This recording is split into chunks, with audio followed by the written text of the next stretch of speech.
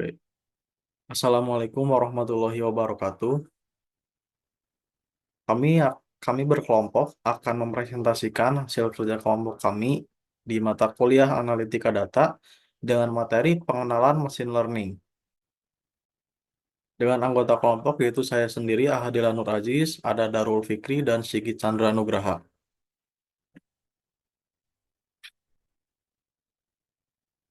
Machine learning merupakan sebuah perangkat keras yang dikenal sebagai kecerdasan yang memungkinkan komputer untuk belajar dari data dan pengalaman tanpa perlu pemrograman yang mendetail. Machine learning juga dapat membuat prediksi atau perakiraan untuk kejadian di masa depan dengan mempelajari pola dari data. Nah, manfaat Machine learning memberikan manfaat yang signifikan di berbagai bidang dengan memanfaatkan kemampuannya untuk memproses dan menganalisis data dengan cara yang tidak bias.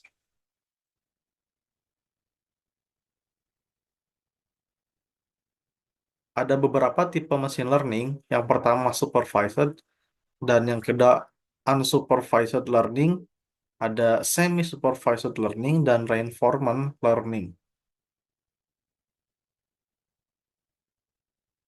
Yang pertama yaitu supervised learning.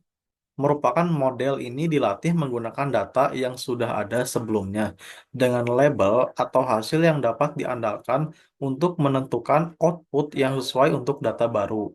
Dan unsupervised learning itu jenis pembelajaran mesin yang menggunakan kombinasi data berlabel dan tidak berlabel untuk meningkatkan kinerja modelnya.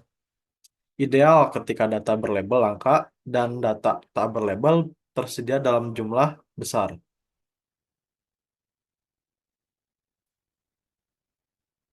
Lalu semi-supervised learning yaitu teknik dalam machine learning yang memanfaatkan data yang memiliki label, data yang sudah dikategorikan, dan data yang tidak memiliki label untuk melatih model. Yang terakhir yaitu ada reinforcement learning, di mana model belajar untuk membuat keputusan berdasarkan interaksi dengan lingkungan, menerima umpan balik dalam bentuk hadiah, atau hukuman berdasarkan tindakan yang diambil. Nah, selanjutnya materi ini akan disampaikan oleh rekan saya yaitu Darul Fikri. Untuk Darul dipersilahkan. Nah, di sini saya akan menjelaskan langkah-langkah dalam proyek machine learning. Langkah-langkah yang sistematis untuk mencapai tujuan tertentu. Yang pertama, ada definisi masalah atau problem definition. Mendefinisikan dengan jelas masalah yang perlu diselesaikan. Hal ini juga memudahkan pemahaman tentang tujuan proyek, seperti jenis prediksi atau klarifikasi yang perlu dilakukan dan kebutuhan bisnis atau aplikasi yang selaras dengannya. Kemudian yang kedua, pengumpulan data atau data collection. Proses ini melibatkan identifikasi kumpulan data yang diperlukan, mengumpulkan data dari kumpulan data tersebut, dan memverifikasi bahwa data tersebut sesuai dengan kebutuhan proyek. Kemudian, persiapan data atau data preparation, karakteristik atau seleksi fitur, normalisasi atau standarisasi data, dan analisis data untuk membuat set pelatihan, validasi, dan pengujian. Kemudian, pemilihan model atau model selection. Langkah ini melibatkan pemilihan model pembelajaran mesin yang paling tepat. Model ini juga mencakup sebuah jaringan saraf, pohon keputusan, mesin vektor, analisis regresi, dan banyak lagi. Kemudian, pelatihan model atau model training. Tujuannya untuk mengidentifikasi parameter atau koefisien yang memaksimalkan kinerja model sehubungan dengan data pelatihan. Proses ini dapat dibagi menjadi beberapa teknik seperti optimasi gradient descent, dan iteratif model fitting. Kemudian, evaluasi model atau model evaluation. Tujuan evaluasi ini adalah untuk mengidentifikasi beberapa model yang baik yang dapat digunakan untuk menggeneralisasi data pelatihan ke data baru yang tidak teramati. Kemudian ada tuning model atau model tuning. Penyetelan model bergantung pada penyesuaian parameter dan hiperparameter untuk meningkatkan sebuah hasil kerja yang diukur dengan metrik evaluasi. Kemudian, penerapan model atau model development. Proses ini melibatkan pengintegrasian model dengan sistem yang ada, pengujian model di lingkungan produksi, dan menjaga produktivitas karyawan untuk memastikan model bekerja sesuai dengan yang diharapkan. Kemudian yang terakhir, pemeliharaan model atau model maintenance. Bahkan setelah model diimplementasikan, proyek machine learning biasanya membutuhkan dukungan berkelanjutan. Hal ini juga mencakup pemeliharaan kinerja model, penambahan data yang digunakan untuk pelatihan, dan adaptasi model jika terjadi perubahan kondisi bisnis atau lingkungan.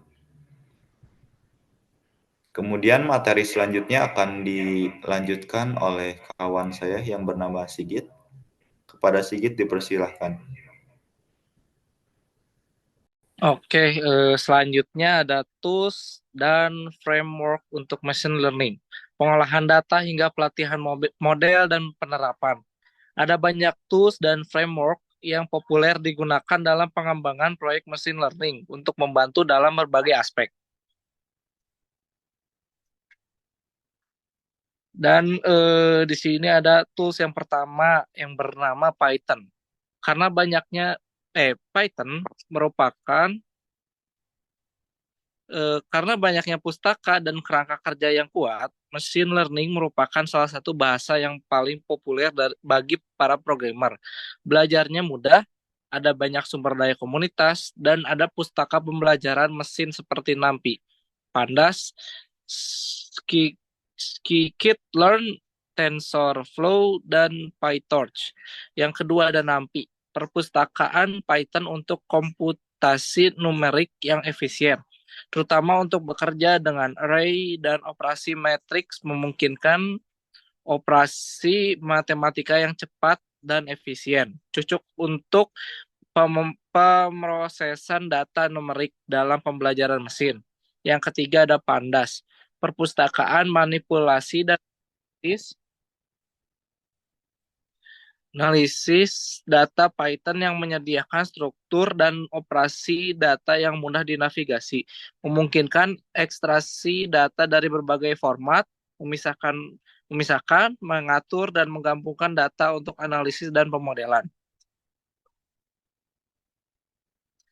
Dari kesimpulan presentasi kali ini, yaitu pembelajaran machine learning adalah teknologi yang memungkinkan komputer untuk belajar dari data tanpa memerlukan program yang rumit. Berkat kemampuannya menganalisis pola dalam data, machine learning menghasilkan prediksi yang akurat, meningkatkan akurasi pengambilan keputusan, mengotomatiskan proses, dan menyesuaikan pengalaman pengguna. Dan ini referensi-referensi dari presentasi kami. Oke, mungkin sekian dari presentasi kelompok kami. Sekian dan terima kasih.